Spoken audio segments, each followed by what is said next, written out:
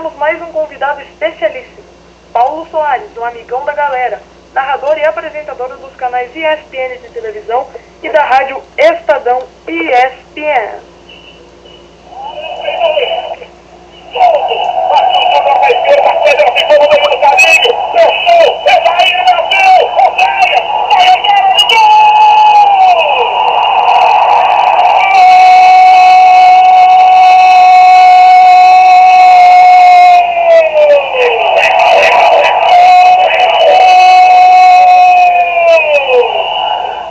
Tudo bem, amigão? É uma honra entrevistá-lo novamente.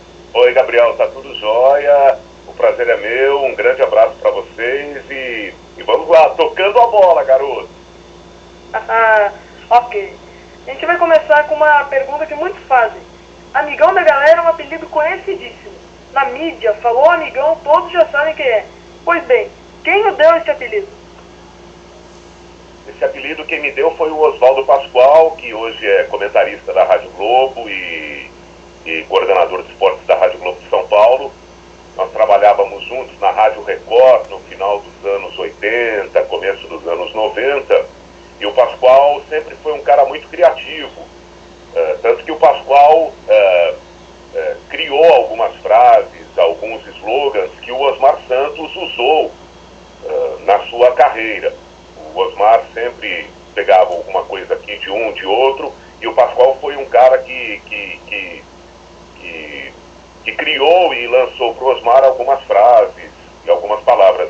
E a gente estava na Rádio Record em 89, 90 mais ou menos, o Pascoal lançou para o Reinaldo Costa, o locutor que a galera gosta, para o Cledi Oliveira, que também era narrador da Rádio Record, Cledi Oliveira, o locutor que toca de primeira, e como eu sempre fui muito amigo das pessoas, sempre tive esse jeitão de amigão, o Pascoal foi anunciar uma transmissão minha na Record e disse: vem aí Paulo Soares, o amigão da galera.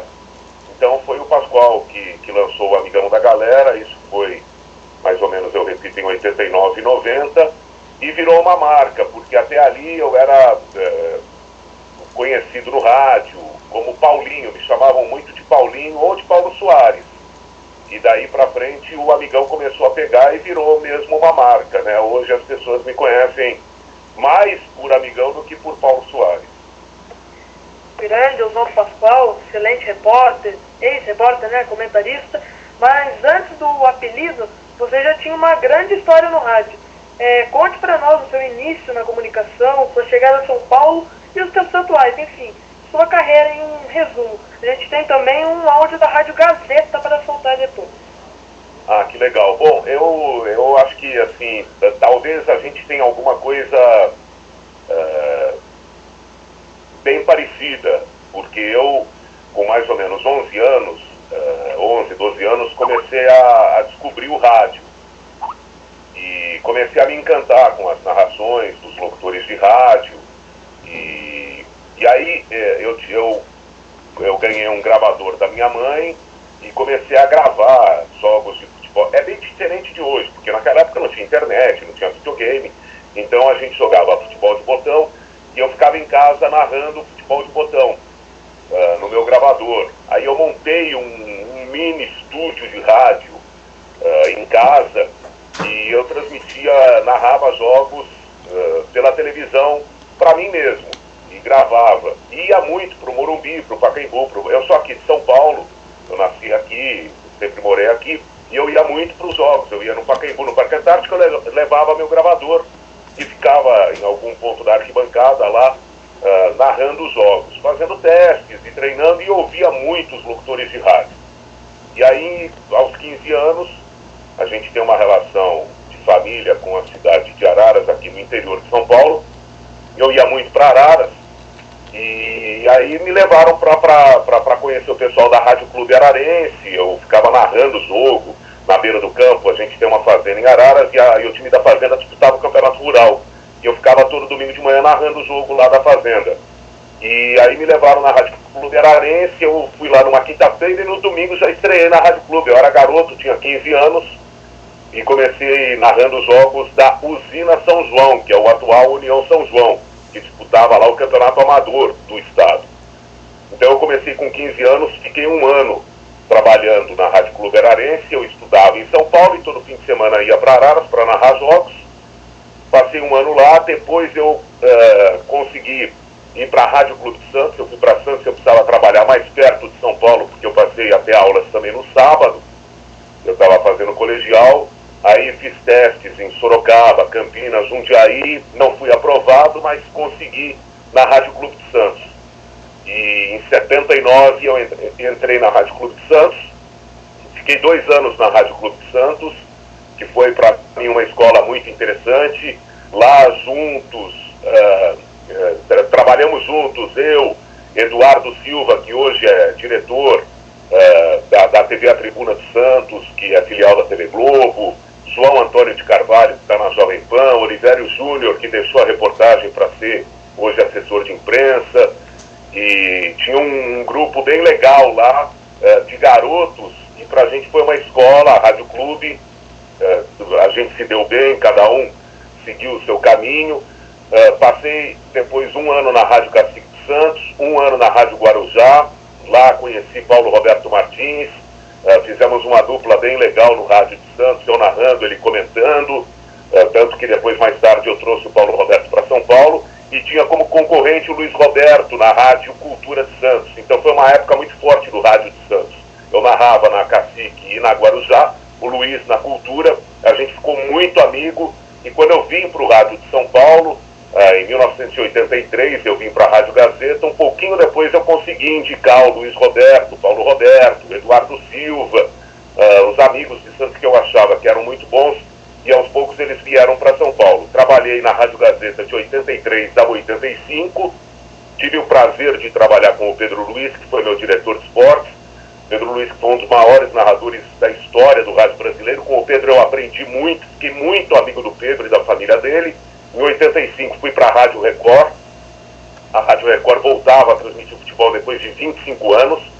Foi uma aposta da Record, do Paulo Machado de Carvalho, do Silvio Santos, da antiga da Record, da boa Record, que eu tenho lembranças muito legais. Foi um período muito gostoso. E a gente fez uma rádio muito forte lá na Record, de 85 a 91. Aí a Record foi vendida para a igreja, para os bispos. A Record começou a mudar muito.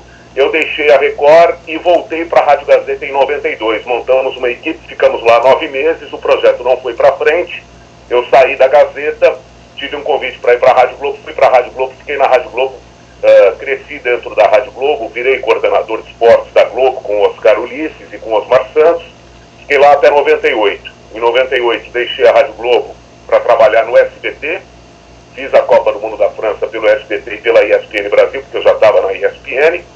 Essa é a minha trajetória no rádio. Em 99 fui para a Rádio Bandeirantes, fiquei 2 anos na Bandeirantes e aí deixei o rádio para me dedicar só à televisão. Eu já estava muito cansado, porque junto com o rádio, nessa trajetória toda, quando eu entrei na Gazeta, na Rádio Gazeta em 83, eu comecei a fazer televisão. Então eu fazia Rádio Gazeta e TV Gazeta. Fui para a Rádio Record, comecei a fazer Rádio Record e TV Record. Depois da Record eu saí, fui para a Rádio Globo, comecei a fazer Rádio Globo e junto à TV Cultura. Foi lá que eu e o Trajano, foi lá que a gente se conheceu na Cultura. O Trajano sai da Cultura em 94, monta a equipe de esportes da TVA Esportes. Aí ele me convida. Então em 94 eu estou na Rádio Globo e vou para a ESPN, para a TVA Esportes, que depois vira ESPN. Fiquei fazendo junto Rádio Globo e ESPN, aí veio o SBT, eu fazia SBT, Rádio Globo e ESPN, deixei a Rádio Globo, me dediquei ao SBT e à ESPN. Quando eu saí do SBT, peguei a Rádio Bandeirantes, fiquei junto com a ESPN, e em 2001, quando o Trajano me convidou para fazer o Sport Center da noite, eu percebi que não dava mais para fazer rádio. Eu saí da Rádio Bandeirantes, passei a me dedicar só à televisão e muito ao Sport Center, e quando surgiu a Rádio Estadão e ESPN, na época Rádio Eldorado e ESPN, aí eu recebi o convite para voltar para o rádio. Aí me encantei com a ideia de voltar a trabalhar em rádio. Eu já estava um pouco divorciado do rádio, já não tinha muito mais aquele amor, aquela paixão que eu sempre tive pelo rádio, mas voltei e estou lá fazendo rádio. Então estou na ESPN há 18 anos e essa é a minha trajetória de rádio e televisão. São 34 anos já de carreira. Uma linda história, né? Agora eu vou pedir para o nosso Ismael Filho aqui dar o seu boa tarde e fazer uma pergunta pro nosso amigão. Primeiramente, é uma honra estar participando dessa entrevista com o Paulo Soares. E a primeira pergunta que eu gostaria de fazer é referente a esse início de carreira também, mas só que contando uma história que é muito famosa para quem acompanha a biografia do Paulo Soares, no site da ESPN, em outros sites que acompanham a mídia esportiva, que é uma amiga do Paulo Soares que viajou para o exterior e ele começou a acompanhar o esporte, acompanhar o futebol, né? Ela é corintiana, se não me engano. E com isso, você, que era um menino que não acompanhava muito o esporte, passou a acompanhar esporte e virar depois jornalista. Mas é verdade, eu gostava muito de jogar, de praticar esporte. Então, eu joguei durante 10 anos handebol, joguei muito futebol de salão, futebol de campo, eu adorava jogar. E eu não curtia muito ver futebol. Não tinha muito interesse, mas meu avô uma vez tentou me levar para o estádio, até fui ver um jogo, depois fui ver um outro jogo com meu pai e tal, mas era uma coisa que eu não curtia muito. Eu acho que era muito garoto, eu ia para o estádio, eu gostava mais de ficar correndo atrás do cara que vendia cachorro quente e pipoca do que ver o jogo. Aí eu tinha essa amiga, minha mãe era, enfim, a relação de amizade, de famílias e tal. E essa minha amiga, que é artista, chama Beatriz Lefebvre, economista, fotógrafa, ela é apaixonada por futebol, torcedora fanática do Corinthians. E ela sempre queria ir para os jogos e tal. E a gente tinha 11, 12 anos, e eu comecei a ir aos jogos do Corinthians com ela. E eu ia aos jogos, comecei a achar divertido. E aí ela foi morar na França, a família dela se mudou para morar em Grenoble, na França, e como ela era apaixonada e não existia internet, era muito difícil você ter informações daqui ou de lá, ela pediu para eu começar a mandar notícias do Corinthians. Eu achei aquilo, em princípio, assim, muito chato, né? Porque você tinha que mandar por carta, correio. E então eu comecei a comprar jornal.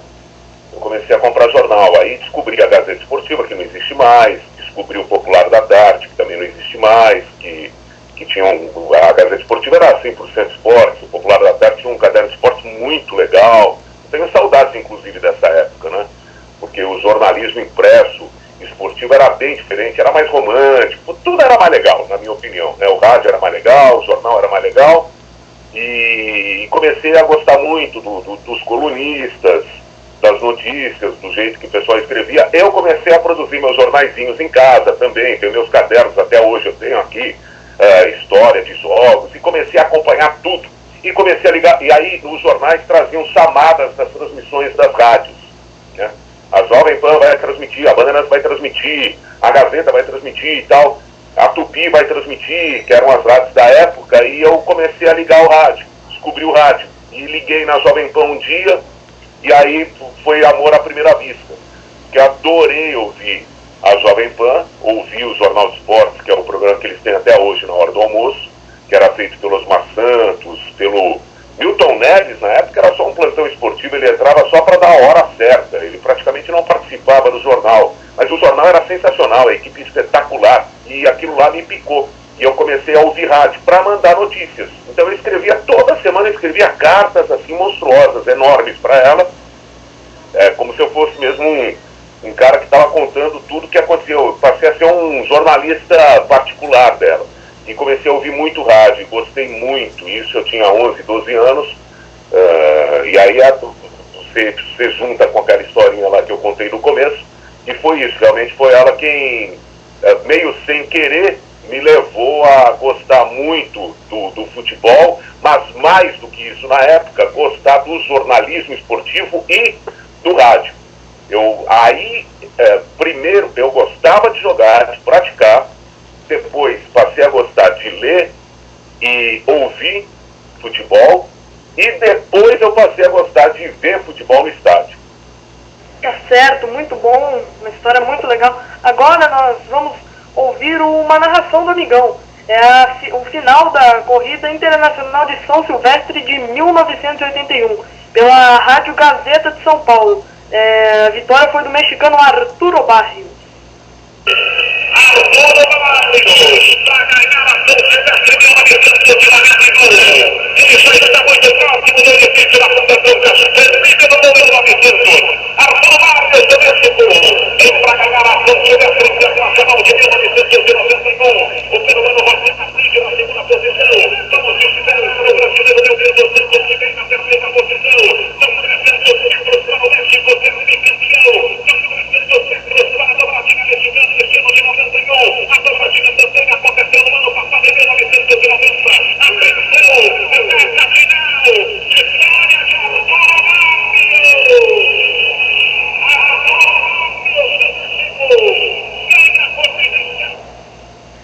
Bem interessante. Aliás, amigão, além do atletismo, né, você já narrou outros esportes, como o automobilismo, o tênis. A preparação, o estilo de narração é muito diferente do futebol? É mais fácil, mais complicado? É muito diferente. Interessante que você vê que essa época aí era 91, né? 91 eu estava na Rádio Record. A Rádio Record fez um acordo lá com a Rádio Gazeta e me liberaram para eu transmitir essa corrida, porque eu estava na Rádio Record. Coincidentemente, um pouco depois eu acabei voltando para a Rádio Gazeta. Agora, o interessante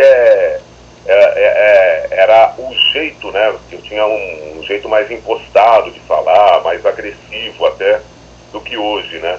Eu levei muito tempo para encontrar um tom, porque como eu fazia rádio e televisão, uma coisa que eu sempre tive muita dificuldade, eu acho que existem outros locutores que têm essa dificuldade, é você encontrar o tom certo, né? De áudio, de retorno. Hoje ficou mais fácil porque a qualidade para transmitir é muito maior, é muito superior, né? Naquela época a gente não ouvia direito, botava o fone, o som era meio estranho. A tecnologia mudou muito e hoje ajuda muito a gente, né? Então hoje eu tenho um tom de transmissão bem diferente do que esse que a gente ouviu. Eu fiz, eu acho que umas 5, 6 transmissões da São Silvestre. Eu comecei fazendo futebol. Eu sempre tive como minha base o futebol, mas quando eu cheguei, depois de 5, 6 anos no comecinho de carreira, quando eu cheguei na Rádio Gazeta em 83 eu cheguei na Rádio Gazeta, a Rádio Gazeta transmitia muito basquete e vôlei. Então eu passei, além do futebol, a transmitir basquete e vôlei. A gente também transmitia futebol de salão. E aí eu fiquei 2 anos na Rádio Gazeta transmitindo o Campeonato Paulista de Basquete.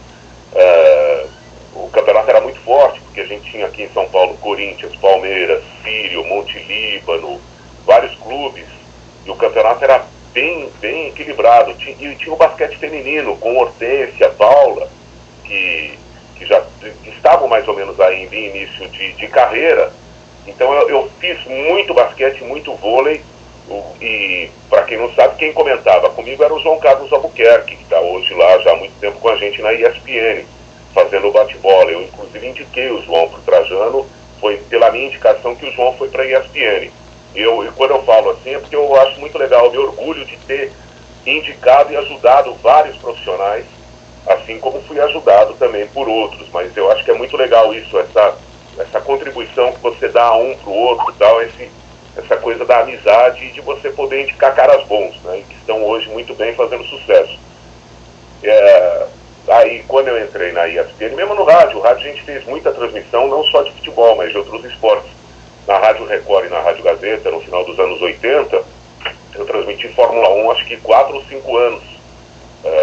Acompanhei o começo do Senna, acompanhei a carreira do Piquet da metade para o fim, e transmiti muitas corridas do Senna, do Piquet, as primeiras vitórias do Senna, as últimas vitórias do Piquet, títulos. Então eu gostava muito de transmitir Fórmula 1 na época, apesar das dificuldades, porque na época era muito difícil você ter acesso à informação. Hoje é tudo muito rápido, você acompanha, você transmite hoje eventos aqui do Brasil como se você estivesse no local, né? Naquela época não. E quando veio a ESPN veio com a proposta de ser um canal de esporte, não um canal de futebol. Então na ESPN eu transmiti de tudo. Lá atrás, no começo, eu transmitia direto handball, que eu adoro, porque joguei 10 anos de handball, transmiti direto o futebol de salão, transmiti muito basquete, até o basquete americano, quando a gente lá atrás começou a ter as transmissões da NBA, eu fiz muito basquete, fiz muito vôlei na ESPN, tênis de mesa, que eu até brinco com a Liane, porque a Liane veio um pouco mais tarde, a Liane Kosaka, né, a nossa medalhista e hoje uma das diretoras lá da ESPN. Eu sempre falo, vamos para mais um ping-pong, ela fica brava. E aí comecei a transmitir de tudo na ESPN. Na ESPN, hoje eu faço mais futebol na ESPN, mas fiz tênis, todo o começo, a trajetória, o começo do Roger Federer, eu fiz na ESPN, ninguém sabia quem era o Federer, e eu me lembro fazendo transmissões com o Maraúti, e a gente falava, nossa, Maraúti, esse cara é fera, ele era molequinho, o Federer, né? Esse cara vai se tornar um fenômeno do tênis. Então eu transmiti de tudo na ESPN, e sempre gostei muito. Agora, a minha praia é mesmo o futebol. Os outros esportes, ou você está muito ligado, muito atento, antenado, ou então se você não tiver essa ligação direta, constante, quando você pega para transmitir, quando vem a Olimpíada, eu sofro um pouco, porque eu não estou habituado, porque já faz algum tempo que a ESPN tem me escalado só para o futebol ou para apresentar programa. Então vem a Olimpíada, eu tenho que me preparar, eu tenho que estudar, porque é mais ou menos como a medicina. Você tem na medicina um cara que é especializado em ortopedia, você tem um cara que dentro da ortopedia, um cara é especialista em joelho, outro é especialista em coluna, aí você tem o cardiologista, você tem ginecologista, você tem, enfim, você tem várias especializações, várias especialidades dentro da medicina. E eu acho que no esporte a gente tem o cara que é do futebol, o cara que é do basquete, o cara que conhece mais o vôlei, o cara que conhece mais atletismo, e eu acho que a gente tem que respeitar isso. Normalmente quando vem uma cobertura olímpica, existem aquele pessoal que fica na marcação, vamos ver se o cara vai falar bobagem, se o cara é ruim, se o cara é bom, tal. As pessoas se viram, nós somos jornalistas, mas você tem a sua área de uma identificação mais afinada.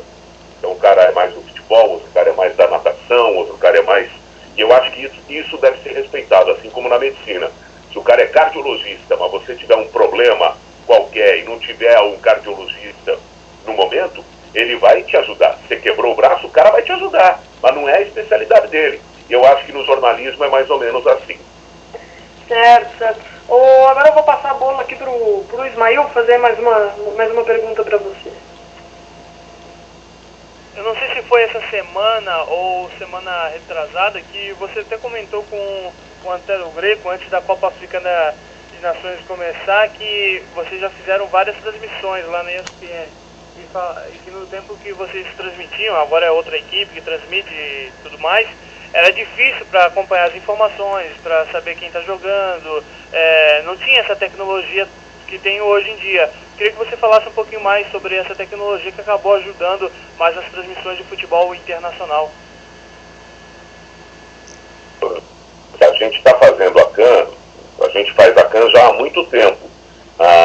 Hoje, a informação da Copa Africana de Nações não dá nem para comparar. Naquela época era zero, não tinha nada. Hoje, você tem, eu acho que 70%, 80%, porque o pessoal que está transmitindo, outro dia eu estava lá na televisão, estava um sufoco, acho que era não sei, mas acho que era o Rogério Vogan, que estava fazendo um jogo com o Leonardo Bertozzi, e eles não tinham as escalações. E o jogo tinha começado e não tinha chegado a escalação para eles. Então ainda existe muita deficiência. Mas na nossa época, lá atrás, e não era só a Copa Africana, porque eu entrei na ESPN para fazer campeonato italiano. Entrei junto com o Cláudio Kassug para transmitir o campeonato italiano. Isso em 94. Como é que a gente se cercava de informações? O Kassug tinha os contatos dele por telefone, o Kassug na casa dele ouvia as rádios italianas, e eu rodava as bancas de jornal aqui de São Paulo, e existiam 2, 3 bancas de jornal que recebiam publicações europeias. Então chegava a Gazeta dello Sport, o jornal cor-de-rosa italiano, e eu conseguia reservar para mim. Eu passava na banca de madrugada, na quinta ou na sexta, tipo 3, 4 horas da manhã, recebia o meu jornal, só que esse jornal vinha com 48 horas de atraso. Então, você ia transmitir um jogo domingo. Você pegava um jornal, tipo, na sexta de madrugada, de sexta para sábado na banca, um jornal que era da quarta passada. Entende? Então, pelo jornal da quarta, você mais ou menos tentava identificar o que podia estar acontecendo para aquele jogo de domingo. Mas aí são 3, 4 dias, porque os caras treinam, os caras viajam, o cara pode estar gripado. Aí você ia para o jogo achando que o fulano de tal ia jogar. De repente começa o jogo, o cara não está em campo, e você não sabe direito por que ele não está em campo. Se teve briga no vestiário, se ele ficou gripado, se no treino de ontem ele se machucou. E isso a gente também fazendo contato por telefone. Então era muito difícil. A gente fazia, e naquela época, ainda hoje, o volume de transmissões e de eventos da ESPN é muito grande, mas lá atrás, se você pensar que a gente não tinha essa velocidade da informação, a gente fazia campeonato francês, campeonato japonês, campeonato argentino, o campeonato dos Estados Unidos, a gente fez campeonato mexicano, campeonato holandês, campeonato inglês, que eu fazia com o Flávio Prado naquela época, campeonato espanhol, campeonato alemão, campeonato italiano. A gente tinha tudo isso. Então, você fala, cada dia eu cheguei a fazer em um mês 33 transmissões. Então era uma coisa assim, era muito prazerosa, mas era muito difícil, era estressante, porque era difícil você ter acesso às informações. E muitas televisões da época ainda não tinham essa produção visual que a gente tem hoje. Então o jogo começava, não vinha informação de escalação. Começava o jogo, não tinha esse placarzinho, não tinha o loguinho da televisão, a marquinha da TV, sabe? Era muito diferente, era muito difícil, mas era muito legal. E aí começaram a surgir os especialistas. Então na ESPN a gente tinha, no alemão, tinha o Carsten Bruder, que ajudava a gente. Então a gente tinha um alemão que ficava do nosso lado lá, passando, olha, esse aí é fulano de tal, esse é tal. Tanto que veio o Claudio Kassug, o Antero Greco era muito, os dois eram muito identificados com o futebol italiano. Mais tarde veio o Silvio Lancelotti. Quando veio o alemão, junto com o alemão veio o Gerd Wenzel, porque esse pessoal mais identificado com o futebol dos países trouxe uma contribuição muito grande naquela época em que a gente não tinha acesso à informação. Era bem legal, era bem divertido, a gente se divertia, mas foram várias noites sem dormir. E continuando aqui falando sobre o futebol internacional, há umas 4 ou 3 temporadas atrás a ESPN começou a fazer mais intensivamente as transmissões na Europa, em loco, Champions League, Campeonato Italiano e etc. Você já fez transmissões do Campeonato Espanhol, Barça e Real Madrid, o derby da Itália entre Inter de Milão e Milan, com o Antero Greco, até o seu companheiro de bancada do Sport Center. Queria que você falasse como é que é essa cobertura de futebol internacional em loco. Legal, é muito legal. Eu torço para que a ESPN continue com essa proposta, que ela consiga transmitir mais jogos no local. Porque, além, bom, claro que tem o envolvimento de estrutura, de transmissão, de custos, e também de equipe, né? Porque quando você desloca uma equipe daqui para lá, você perde gente aqui. Então, tem um monte de coisa que pesa a favor, um monte de coisa que imagino pese contra quando você desloca uma equipe para lá, porque a equipe que vai normalmente é grande, são 7, 8, 10 pessoas às vezes, né? Agora, é muito legal, porque, e especialmente eu falo assim por mim como narrador, e isso eu já falei para muitas pessoas. O narrador, ele precisa ver eu sou da época, eu aprendi a narrar no estádio, vendo com os meus olhos. Existe uma nova geração, existe uma geração mais jovem de narradores que aprendeu a narrar pela televisão, no chamado off-tube. Eu preciso ver os jogo com os meus olhos. Eu não gosto de ver o jogo com os olhos dos outros. Então, se eu estou narrando aqui, você imagina, você está agora vendo um jogo da Copa Africana, um jogo do Campeonato Alemão, enfim, Campeonato Brasileiro. Se você está na cabine, no estúdio, você tem lá 16 câmeras. Imagine quantos olhos nos câmeras. Aí do câmera vai para o diretor de corte no switcher. São mais 2 olhos. Então o o diretor de corte acha que é legal mostrar o goleiro agora que está preparando a barreira. Aí ele acha que tem que mostrar o torcedor. Aí ele acha que tem que mostrar não sei o quê. A reação do treinador no banco. Enquanto que aí você fica refém, você é órfão, você é refém desses olhos que não são os seus. E a imagem que vem para você não é a imagem que você poderia ver no estádio. Então, quando você está no estádio, você tem domínio total de todas as ações. E você pode, no estádio, usar o recurso da televisão para tirar uma dúvida aqui ou ali. Mas você tem domínio da situação. Quando você está na cabine, você está no off-tube, você não tem domínio daquela transmissão. Então, eu acho que esse é o primeiro ponto, para mim, no meu caso de narrador. É a fidelidade de poder estar no estádio. E eu acho que vale para o comentarista, vale para o repórter, vale para todo mundo, porque o repórter está ali, ele está sentindo, ele tem a chance de conversar com os caras. Você respira o ar do local, você respira o ambiente, você entra no jogo. Você vai fazer um jogo Real Madrid-Barcelona no Santiago Bernabéu e vai fazer um jogo na cabine, no off-tube.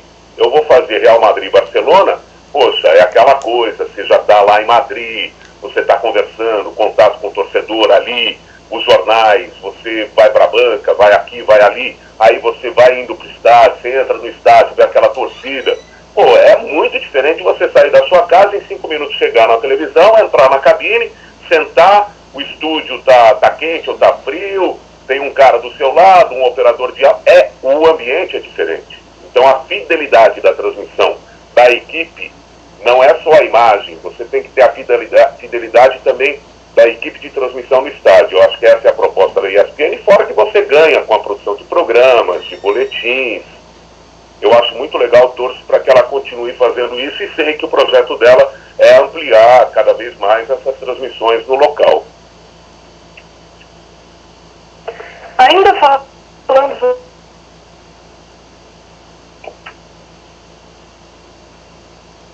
que já restabelecido o contato. Bom, amigão, nós gostaríamos de saber também quais transmissões você considera as melhores que você já fez. Ainda falando das grandes transmissões, já que você estava comentando algumas da Europa, e em toda a sua carreira, quais você vai guardar para sempre? Olha, eu sou assim, para essas coisas assim de história, de memória, eu tenho que parar para lembrar, porque eu sou... Eu lembro de muita coisa, mas também não lembro de muita coisa.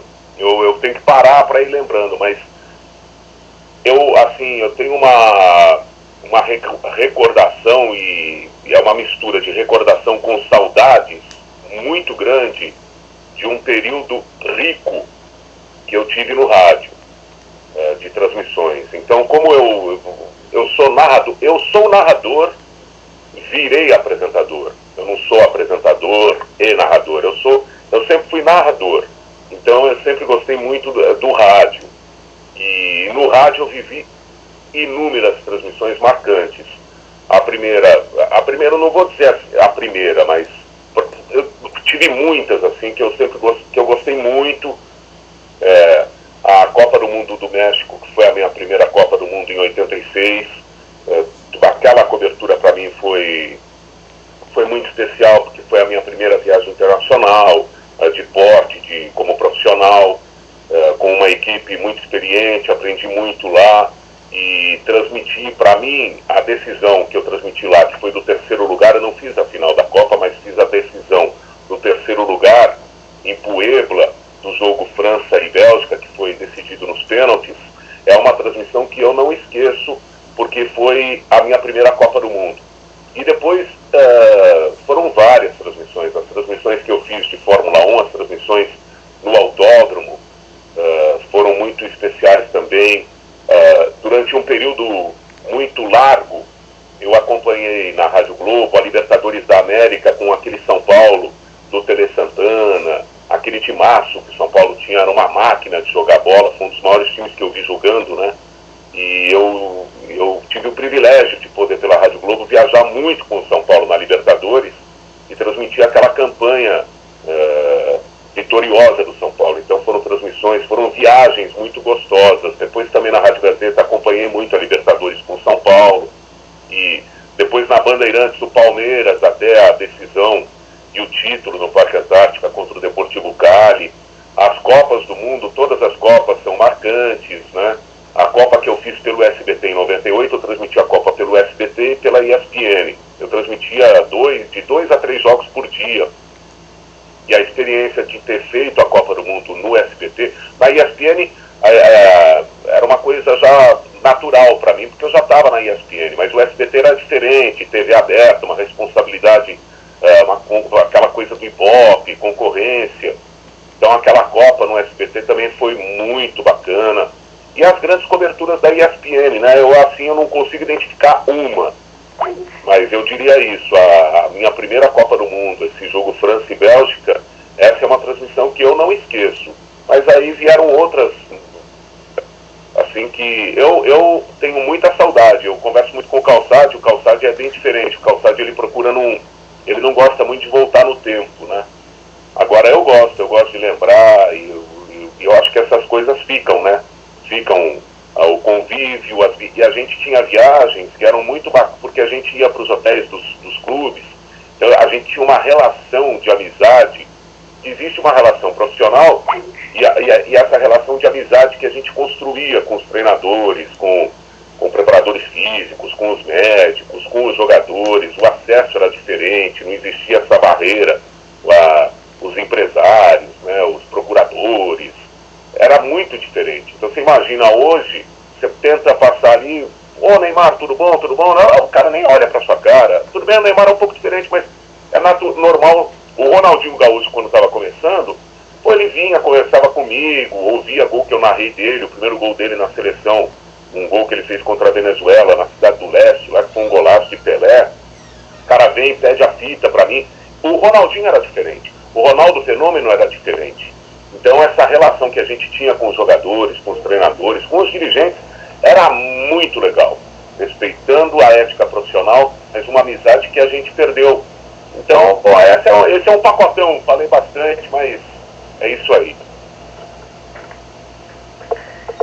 Bom, garanto que uma transmissão memorável que você fez, amigão, foi a do gol 100 do Rogério Ceni. São Paulo 2, Corinthians 1, em 2011, pela Rádio Estadão ESPN. A gente vai soltar aqui o áudio, depois eu peço que você comente a transmissão, o dia, já que foi o segundo jogo da Estadão ESPN, né, 27 de março do ano passado, e era o dia da estreia da rádio. Eu lembro que começou com o ESPN ao ar livre no Ibirapuera, o Cledir Oliveira narrou Brasil e Escócia, e depois você fez o Majestoso. Então eu vou soltar o áudio aqui, depois você faz um comentário. E na ponta esquerda, Fernandinho continuou, saída do Chicão.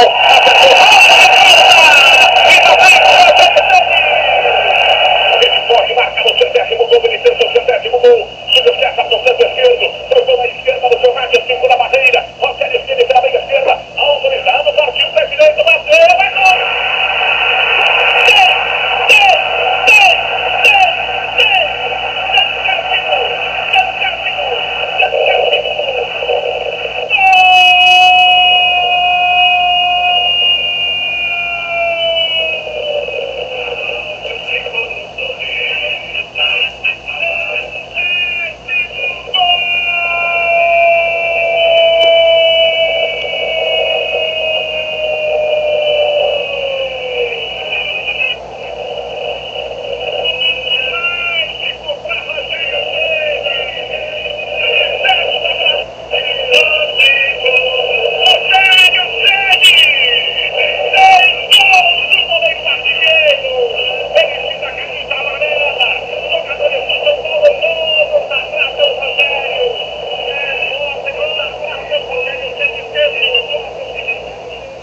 Sabe que aquele dia lá eu estava tão preocupado com a estreia da rádio que eu nem me liguei muito na história do 100º gol do Rogério. Porque eu, normalmente, eu vou para um jogo, eu vou assim muito, eu procuro me envolver com o jogo, me preparar, meio fico concentrado, né? Mas para aquele jogo eu estava tão preocupado com a transmissão da rádio, que o jogo em si, ele estava meio de linha de fundo, assim, estava no escanteio, né? Então, a preocupação, porque aquele dia foi um dia, assim, bem diferente para todo mundo. A televisão se envolveu com a estreia da rádio, tanto que a televisão foi transmitir os programas que a rádio estava fazendo lá em Barueri. Então foi tudo diferente, né? E a estrutura que a rádio montou, que a televisão montou lá, e a responsabilidade. Tudo bem que a gente já vinha há 4 anos com a Eldorado ESPN, mas ali era um marco de uma mudança, né? De uma afirmação da ESPN no rádio, do Estado de São Paulo tentando também uma proposta de levar a marca dele para o rádio. Então tudo era diferente. Então eu estava tão ansioso e tão preocupado com a nossa estrutura técnica, porque a gente levou uma equipe grande, Barueri, a cabine é pequena, então não cabia todo mundo na cabine. Então ficamos eu e Calçade e mais o técnico de áudio, acho que era o Luiz Henrique na cabine. O PVC teve que ficar em outro lugar do estádio comentando o jogo. Então aí vem o jogo, aí é a hora da transmissão, aí você tem que abrir o microfone e sair falando, né? E fica aquela coisa, tá no ar, não tá tudo bem, e a televisão com câmera lá dentro. E aí começou a transmissão, aí você vai pro jogo, aí vira o jogo. E aí quando pintou aquela falta, aí é que eu me liguei, falei, nossa, ele pode fazer o 100º gol, né? Então aí caiu a ficha, na hora que eu vi que saiu a falta, o estádio pulou, já levantou, e a torcida começou a gritar o nome do Rogério. Eu olhei pro Rogério, vi ele já saindo da área, né? Aí é que eu me toquei que podia ser o 100º gol do Rogério, que pro Rogério era muito... O Rogério só estava pensando naquilo, provavelmente, né? Enquanto que a gente ali estava pensando na rádio. E aí, quando o Rogério saiu do gol, eu falei, é o 100º gol dele. Então, aí, ainda bem caiu, bateu essa... que virou assim, já tem muita gente que fica, pô, eu chego na redação, 100, né? Os caras brincam comigo e tal, mas foi uma coisa que marcou, porque na hora saiu ali, 100, pô, eu me emocionei ali com o gol do Rogério, porque para quem estava no estádio foi muito legal, foi bem emocionante, né? Os jogadores todos, o pessoal todo do Corinthians respeitando demais aquele momento dele, a torcida do São Paulo indo à loucura. Então, e eu acho que os outros locutores também, ouvindo a transmissão do Silvério depois, eu percebi um pouquinho depois que pro Silvério também, acho que veio um pouquinho, assim, veio com um certo delay aquele 100º gol, né? Acho que caiu assim como surpresa para alguns. Para mim, é porque eu não estava tão envolvido com o jogo e com a possibilidade do 100º gol. Mas eu acho que eu fui muito feliz, tanto que o Rogério depois pediu para usar a minha narração no filme que ele fez dos 100 gols, né? E eu falei, claro, tá aí, pô, para mim é muito legal, né? O André Plihal conversou comigo, o Rogério conversou comigo, e o meu gol foi pro filme dele. E então foi assim, esse 100º.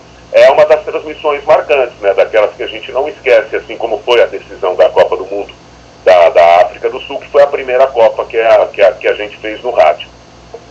Legal. Agora o Ismael tem mais uma pergunta, né, Ismael? Exatamente, é sobre essa Copa do Mundo, essa última Copa do Mundo, que você e junto com o Everaldo tiveram que coordenar esse trabalho na Estadão ESPN. Se eu não me engano, foi a única rádio que transmitiu todas as partidas do Mundial, fez uma cobertura excepcional realmente. Eu queria falar se essa foi a Copa do Mundo mais marcante, por ser uma equipe nova, etc., que está há pouco tempo no rádio, eram de outros prefixos, não eram só da Estadão ESPN, estavam há 2 anos, 3 anos, tá? Mas estavam ali fazendo um torneio desse tamanho, dessa importância. Eu queria saber como é que foi isso, coordenar esse projeto lá na África do Sul, e também sobre as outras Copas do Mundo, se tem algo interessante que você gostaria de falar. Bom, eu acho que assim, essa Copa, a nossa entrada no rádio e essa Copa do Mundo, acho que a Copa do Mundo consagrou esse começo da parceria ESPN Estadão no rádio. Acho que foi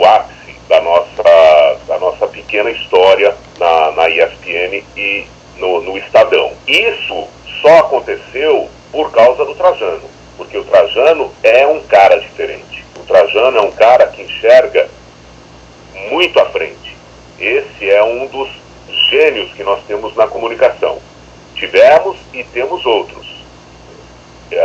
E eu posso falar, e todos nós que estamos na ESPN sabemos da energia, da vontade, do vulcão que o Trajano é. Ele é um cara impactante.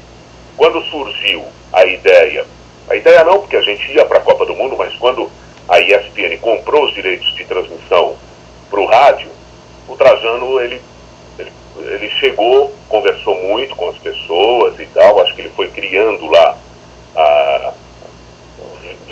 tentando enxergar como seria a nossa cobertura no rádio, porque a gente já ia começar na Copa da Alemanha, em 2010, 2006. Nós íamos começar na Copa da Alemanha no rádio. Só que aí a gente abortou a ideia porque estava muito perto da Copa. E aí a gente teve mais tempo para se preparar para a Copa do Mundo da África do Sul. Ele chamou a mim e ao Everaldo, como a gente tem uma história dentro do rádio, a gente começou no rádio. Pô, vocês conhecem bastante rádio e tal, o que quiser, vão para casa, pensem em alguma coisa, e a gente realmente foi para casa, começamos a conversar, e foi aquilo que a gente acompanhou, né? Eu acho que a rádio, a Copa do Mundo, para quem acompanhou pela Estadão e ESPN aqui no Brasil, pelo rádio ou pela internet, deve ter sido muito legal. Assim como foi para mim ouvir as Copas de 74, que foi a primeira que eu ouvi no rádio, depois a Copa de 78, a Copa de 82. Eu sempre gostei muito de ouvir a Copa no rádio. E eu sei que o rádio, ele cumpriu um papel muito forte na cobertura de Copa do Mundo, até, eu diria, 90.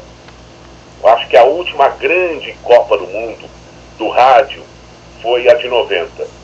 94, e o Brasil foi campeão do mundo em 94, o rádio já foi para a Copa do Mundo de 94 sem a mesma pegada. O rádio, ele precisa pegada, ele precisa estar com muita força, energia para uma cobertura de Copa. 94 o rádio já foi com a cobertura do rádio na Copa foi mais tímida. Eu estava na Rádio Globo e a gente conseguiu ainda na Rádio Globo em 94 fazer uma grande Copa do Mundo. Eu acho que foi a última grande Copa do Mundo do rádio, na verdade acho que foi 94, por causa da Rádio Globo. 90, ela teve isso eu falo da cobertura do rádio de São Paulo. Eu conheço bem a história do rádio de São Paulo. Então o rádio esteve forte em 74, que é a primeira que eu ouço, mas sei que em 70, ainda com as dificuldades, com o PUC que foi montado, a transmissão do tricampeonato foi bem legal pelo que eu ouço aí das gravações. Ouvi 74, 78, 82, 86, ouvi 90, 94, trabalhei 86, 90, 94, 98.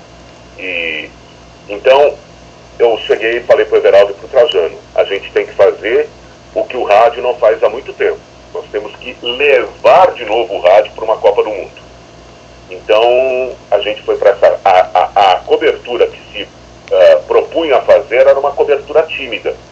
Poucas transmissões, poucos programas, uma equipe pequena, colocamos no papel e fomos para lá, transmitimos todos os jogos, foi a única rádio do Brasil que fez todos os jogos, vários deles no estádio, com fidelidade da transmissão no estádio. Estivemos com os nossos repórteres em todas as sedes, viajando, acompanhando treinos, seleções. Fizemos uma programação 24 horas por dia falando da África do Sul, revezando a equipe.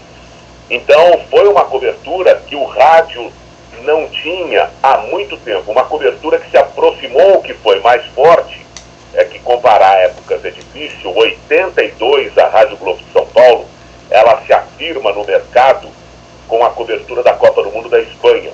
Ela fez uma cobertura espetacular, transmitiu todos os jogos, ficou no ar direto, tinha uma equipe enorme na Espanha, e foi em 82 que a Rádio Globo bateu a Rádio Bandeirantes, que era líder de audiência em São Paulo há anos, com o scratch do rádio, com o Fiore Gilhote, e uma equipe espetacular. Ali em 82, depois de 5 anos no ar, a Rádio Globo bateu a Rádio Bandeirantes e nunca mais perdeu a liderança nas pesquisas de audiência em São Paulo. Em 86, eu estava na Rádio Record e a Rádio Globo se propôs a fazer uma cobertura dividida com o Rio de Janeiro, então Rádio Globo de São Paulo e Rádio Globo do Rio transmitiram juntas a Copa. Aquilo lá não bateu bem, o paulista não gostou de ouvir o carioca não gostou de ouvir o paulista, e o Osmar Santos, que estava na Rádio Globo, foi transmitir a Copa na TV Globo. Isso tudo enfraqueceu a Globo. E a Record tinha 1 ano no ar de esportes, foi para o México e fez uma cobertura sensacional, e nós ganhamos aquela Copa com 1 ano no ar. Uma Copa que foi projetada, planejada, organizada pelo Edson Scatamáquia, que é um dos maiores jornalistas que o rádio teve. Infelizmente, há muito tempo o Edson saiu do rádio, trabalha no programa do Faustão, no Domingão do Faustão na TV Globo. É uma ausência, é uma perda para o rádio. O rádio perdeu muita gente nessa história, nessa longa jornada bonita que o rádio tem. O rádio perdeu muita gente para a televisão, perdeu muita gente para jornal, gente que está indo para a internet hoje, e o rádio ficou muito enfraquecido. E aí, em 2010, nós retomamos essa energia do rádio e fizemos uma Copa do Mundo que acho que marcou a história da ESPN, do Estadão no rádio, como Eldorado, e que tem uma repercussão no meio, especialmente aqui em São Paulo, teve muito forte. A rádio passou a ser muito respeitada. Mas isso tudo se deve especialmente ao Trajano, que sempre foi um cara muito arrojado. Eu só queria falar sobre, já que estamos citando o Trajano, você está citando o Trajano, queria perguntar sobre você, sobre aquele desentendimento do linha de passe. E foi o seguinte, bom, todo mundo viu, todo mundo sabe, o linha de passe, quando o Milton Leite saiu da ESPN, acho que foi em 2004 que ele saiu, né? 2004 ele saiu. O Trajano me chamou em janeiro de 2005 para substituir o Milton na apresentação do linha de passe, e também para assumir como editor-chefe do linha de passe, então produzir e criar um linha de passe um pouco diferente. Ele queria mudar um pouco como saiu o Milton Leite. Logo junto com o Milton saiu o Cláudio Kassug. O linha de passe perdeu um pouco a sua figura, aquela imagem e tal, e ele queria mudar um pouco. Me chamou, tal, eu na hora fiquei em dúvida, porque eu sei que eu nunca fui assim, acho, pela minha autocrítica, e especialmente a minha experiência no rádio, porque aqui em São Paulo a gente tentou vários programas no rádio, de debate, de mesa redonda, de discussão, de opinião, e eu acho que o rádio de São Paulo, ele sempre teve muita dificuldade para fazer programas de debate. Diferente do que acontece no Rio. Acho que o Carioca sempre soube trabalhar melhor essa ideia, esse conceito de mesa redonda. No rádio, estou falando no rádio. Então eu tinha dificuldade de ser âncora. Eu não gostava muito de ancorar debate no rádio. E pensei um pouco, tal, mas aí topei a ideia, falei, vamos lá, Trajano, tal. E comecei a fazer o linha de passe.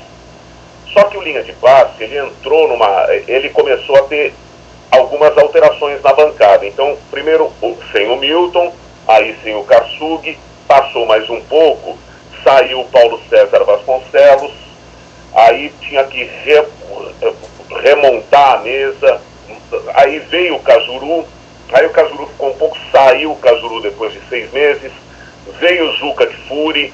Então a mesa ela foi um período, aquele ano de 2005, de muita mudança na mesa, nos componentes da mesa. Isso mexe com a estrutura do programa, com o jeito do programa. Se você tem o Paulo César Vasconcelos, ele vai de um jeito. Se você tem o Cajuru, ele vai de outro jeito. Aí vem o Zucca. Aí no segundo semestre de 2005, a televisão começa a montar a sucursal do Rio. Então a gente ganha no Rio o Calazans e o Márcio Guedes. Aí muda o cenário, a gente tem mudança de cenário em São Paulo, no Rio, a entrada do Rio. Então o programa em 2005 ele foi um ano de Ele foi meio camaleão, ele foi mudando muito. A cada semana tinha alguma coisa diferente, a tentativa de mudar um quadro aqui, criar uma ali.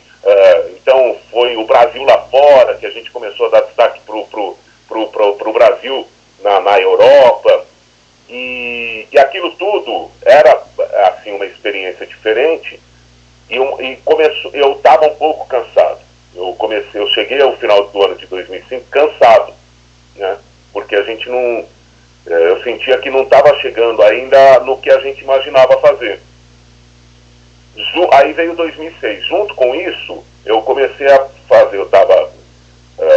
eu tenho um problema sério de coluna já faz 15 anos, tanto que eu operei 5 vezes a coluna. Uma pena, eu fiquei refém dessas dores da coluna, adiei 10 anos a primeira cirurgia, e eu comecei a engordar muito, porque eu parei de fazer esporte, porque eu jogava muito, praticava, tal, nadava, parei de fazer esporte por causa da coluna. Comecei a engordar. Chegou um ponto que eu comecei a tomar remédio, eu nunca tomei remédio para fazer regime, mas aí decidi começar a tomar remédio. Então começou a juntar remédio, eu ficava... Até falar para minha médica, pô, tô curtindo, tô adorando, parece que tem hora que eu tô flutuando, então tinha que acertar a dosagem e tal. Eu acabei ficando mais criativo, mas era uma droga aquilo lá, né? Aquilo lá era uma droga mesmo, que mexeu muito comigo. Eu tomei durante uns 6 meses remédio, emagreci muito, tanto que eu tô até mais magro, se você assiste lá o vídeo, tô muito mais magro, emagreci muito e estava muito nervoso. Foi um período que eu era um cara muito nervoso. Essa história do amigão era um amigão no ar, mas eu estava muito tenso. E um pouco antes, uns 2, 3 meses antes, eu pedi para eles para sair do linha de passe. Falei, olha, eu quero voltar, porque eu tinha que, o linha de passe exigia que todo fim de semana eu ficasse acompanhando tudo. Então eu já trabalhava à noite, não tinha vida de família, não tinha vida social, fim de semana chegava, eu ficava nas máquinas de edição, com o pessoal, selecionando lances, gols, acompanhando, tinha que ver tudo que era jogo, eu estava muito cansado, eu não tinha descanso. E remédio e tal, e dor na coluna, pedi para sair do programa, acertei a saída. Tanto que eu estava saindo e o Palomino ia virar o âncora do linha de passe. E eu já tinha, o curioso é que eu já tinha saído na segunda-feira que antecedeu aquele piti, vamos dizer assim, né, como até fala o Trajano, na segunda-feira que antecedeu aquele programa, já tinha sido o meu último programa. Chegou na sexta-feira, por algum motivo, o Palomino não poderia fazer aquele programa na segunda, pediram para eu fazer. Eu já tinha saído do programa, falei, bom, vou lá, vou fazer numa boa, tudo bem. Mas aí no meio do programa lá, eu tive um estresse, aí eu falei, o que eu estou fazendo aqui e tal, aí eu fui embora. E fui embora para casa achando que fui embora da televisão, né? Mas o legal é que no dia seguinte o Germán, que é o diretor-presidente da ESPN aqui no Brasil, ele já me ligou e na hora ele falou, não, já quero você hoje à noite no Sport Center, esquece, tá tudo bem. Na hora já falei com o Trajano, pedi desculpas pro Trajano, pro Juca, pro Calazans, pro Márcio, pro PVC, pra equipe de programa, enfim. E aí essa também é uma coisa que para mim foi... Eu nem lembro muito, eu nem penso nisso, acho que... Mas isso é uma coisa que mostra também a relação que existe, eu falo por mim, mas que existe lá dentro da ESPN, que é uma relação de muita confiança, né? Então, eu sou muito amigo do Juca, eu sou muito amigo do Trajano, sou muito amigo do PVC, do Calazans, do Márcio. A gente sempre saía para jantar, a gente continua saindo para jantar, a gente se fala por telefone sempre, a gente se fala na redação. Então a gente tem uma relação que não é uma relação diferente, a gente é amigo. E eu acho que só amigos é que passam por um momento como aquele, né? Porque tem muita gente, e todos nós sabemos que as pessoas não se gostam, se respeitam profissionalmente, talvez até gostassem de passar por uma situação como aquela, né?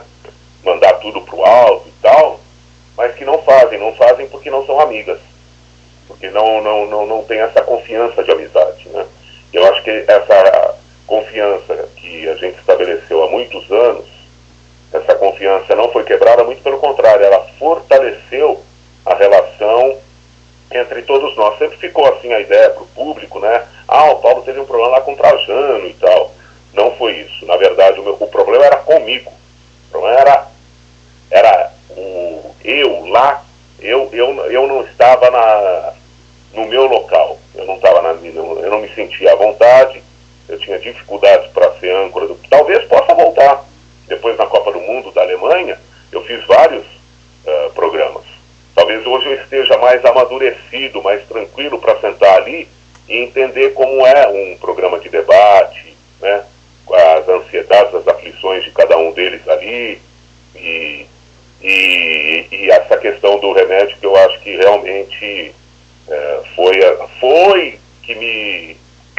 foi o fósforo, né? Ajudou a riscar o fósforo. Agora, amigão, eu gostaria que você imitasse o José Silvério. Vou dizer por quê. Uma vez eu estava acompanhando o Sport Center, você estava recebendo o prêmio da CESP, melhor apresentador. E naquela oportunidade o PVC, o Juventude Fury não foram receber o prêmio, você recebeu por eles. Eu queria que você imitasse da mesma forma que você fez lá no dia, que eu achei sensacional.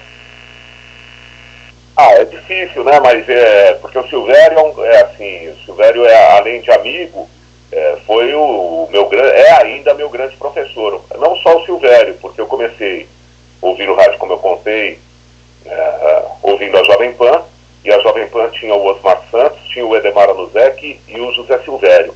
Eram os 3 locutores que a Jovem Pan aqui de São Paulo tinha.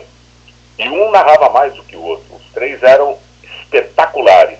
O Osmar, naquele jeitão dele mais criativo, de bordões, slogans e tal. O Edemar e Silvério, eles eram mais bola. O Silvério sempre foi mais da escola do Pedro Luiz, de relatar o jogo, ser fiel ao que ele estava vendo.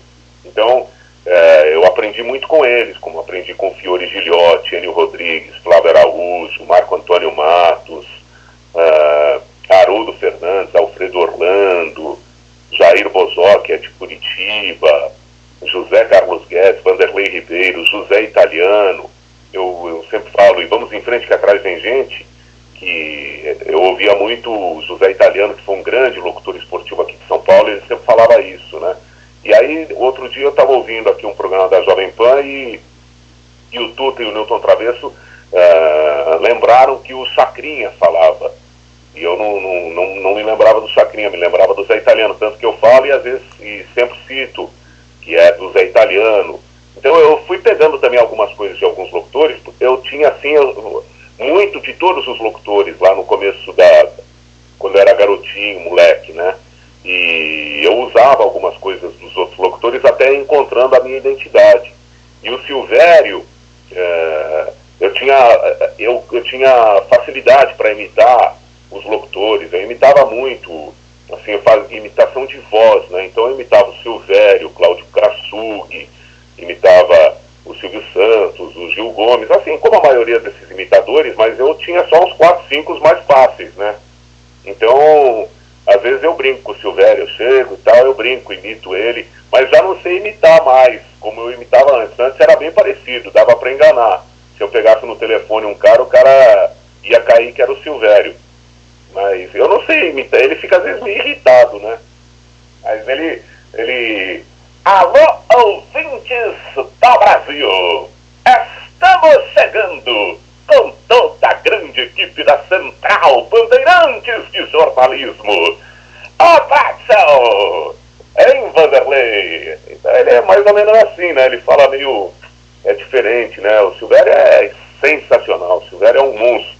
Muito bom, amigão. A gente vai pedir aqui, já que você falou que acompanhou muitos narradores, são professores, a gente vai pedir para você deixar dicas aos futuros narradores, aqueles que querem seguir a carreira de narrador. Eu acho que a primeira coisa acho que, assim, basicamente é você ouvir muito.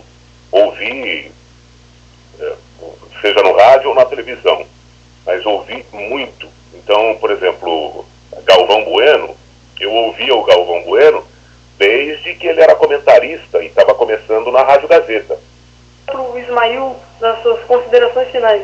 Bom, é só dizer que foi uma honra estar participando dessa entrevista. Eu acompanho os canais ESPN desde 2006, o trabalho do amigão é sempre muito interessante para acompanhar, para mim, quero ser jornalista também. Realmente é um aprendizado, quem puder acompanhar esse programa, quem estiver ouvindo vai realmente aprender muito, porque o amigão, acho que se não ensinou algo aqui pra gente, a gente vai estar mentindo, né, Gabriel? A gente aprendeu muito, né, com essa entrevista muito boa do Paulo Soares, e a gente vai continuar acompanhando o trabalho dele como sempre. Para encerrar, né, a gente, claro, tem que colocar uma narração aqui do Paulo Soares. Vamos ouvir agora um gol do Edmundo pela seleção brasileira em 1998. Uma partida contra El Salvador, que terminou 4-0. Foi em Los Angeles pela Copa Ouro. E uma áudio da Rádio Globo de São Paulo. Obrigado, ouvinte. Obrigado, amigão, Ismail. E até a próxima. Rádio Web Futimundi. Futebol na veia, esporte no coração. Há uma posição aqui pela direita, para a esquerda, levantou, fechado, pediu gol! Gol!